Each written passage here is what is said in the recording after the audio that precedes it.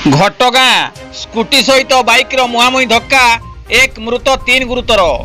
केन्दुझर जिला घटगाँ थाना NH 20 गुलाबंद छक निकट में गतकाली विलंबित राति बाइक सह स्कूटीर मुहांमुही धक्का होईछि। फल केन्दुझर जिला सुआकाठी ग्रामर जगबंधु महाकुड़ पुत्र गोवर्धन महाकुड़ 40 वर्षर घटनास्थल मृत्यु होता। तेबे सेठारू घटगाँ अग्निशम बाहिनी घटगाँ डाक्तरखाना भर्ती करथिले। सेठारे डाक्तर तांको मृत घोषणा करथिले। एहा सहित अन्य 3 जन गुरुतर को घटगाँ प्राथमिक चिकित्सा पर केन्दुझर जिला मुख्य चिकित्सालय को स्थानांतरित कराई।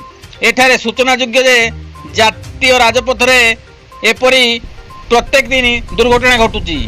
खबर पाई घटगाँ थाना एसआई रामचंद्र सहाय एवं पुलिस विभाग मेडिकल पहुंची तदंत करने सह अपमृत्यु मामला रुजु करछंती एवं केन्दुझर शव व्यवच्छेद कराई परिवार को हस्तांतरित करछंती। Bureau report KD news Odia.